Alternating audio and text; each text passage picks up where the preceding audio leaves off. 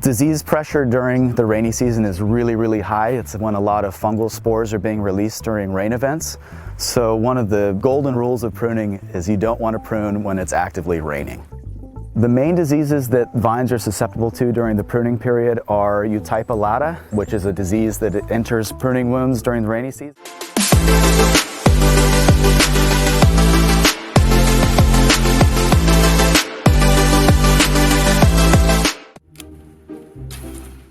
Pruning is an essential part of renewing the vine. When you go through and prune, you're thinking about where's the fruit zone going to be located, where are the leaves going to be, where are the shoots going to emerge from. It's kind of like a method to reshape the vine and reset year after year.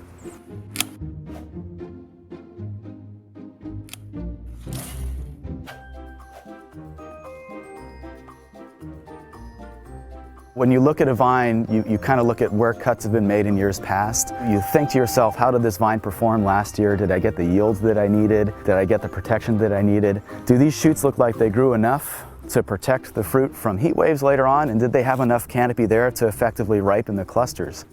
There's a lot of things that go through your head during pruning. In a sense, it's meditative because you're thinking about so many different things at the same time. But you have this opportunity once a year to go through and shape the vine for the vintage that you're about to experience.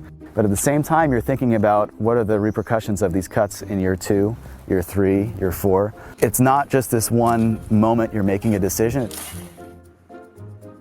Vine balance is one of the most important concepts to have in your mind when you're out there pruning. You're actively looking at the vine, deciding whether or not the vine performed to your standards. Did it grow enough vegetatively to ripen the clusters that were there last year? Did it provide enough shade to make sure that the clusters didn't burn?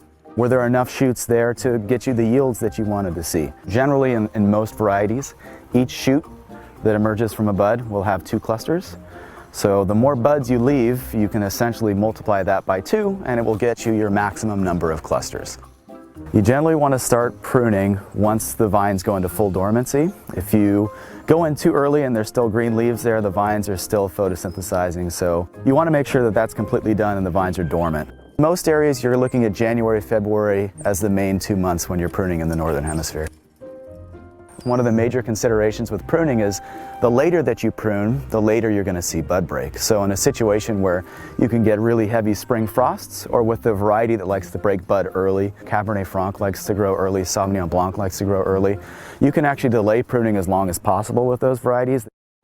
Disease pressure during the rainy season is really high. It's when a lot of fungal spores are being released during rain events. So one of the golden rules of pruning is you don't want to prune when it's actively raining. The main diseases that vines are susceptible to during the pruning period are Eutypa lata, which is a disease that enters pruning wounds during the rainy season. There's other more virulent types of diseases. One is Botrysphaeria. It moves in a vine even faster than Eutypa. Esca is another big one, and that's kind of more of a worldwide problem. Every time you make a wound on a plant, you open it up to susceptibility to one of these types of diseases. Pruning cordon trained spur prune vines, in a sense, a little bit easier than a cane prune vine because your positions are set in place. You go back to a spur that generally either has 1 shoot that grew last year or 2, and you remove all but 2 buds from what was there. And it kind of creates this V pattern where you have 1 shoot emerging from either side of the spur. And that's kind of the regenerative process where you're going back down to 2 buds, those 2 buds grow into 2 shoots, and then you come back when they harden and lignify into canes and do the same thing over and over again. Guillot is the French term for what we call cane pruning in the United States. Cane pruning definitely takes a large amount of skill. Each cut you make is vitally important to the way that that vine is going to continue to progress. A lot of beautiful old head-trained vineyards, you have to be essentially a little bit of an artist. You're trying to move things in particular directions and find space, and you're not confined to anything. You can move a spur in whatever direction you want. I mean, that's why there are works of art in some instances, the really old head-trained vineyards with spurs that are gnarled and going off in every direction. It takes a little bit more of a creative mind to go in and prune head-trained vineyards.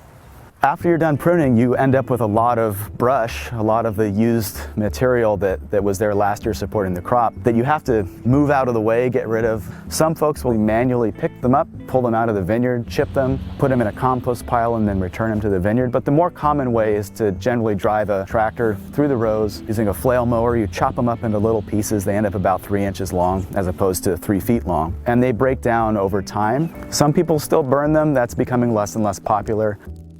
Pruning is by far one of the largest and most time-consuming and most expensive practices that you do in the vineyard on an annual basis.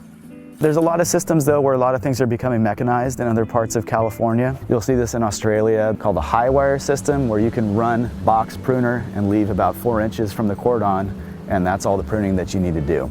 So depending on your quality level, your goals that you're after, you can spend a lot of time or you could spend almost no time pruning your vineyard every year.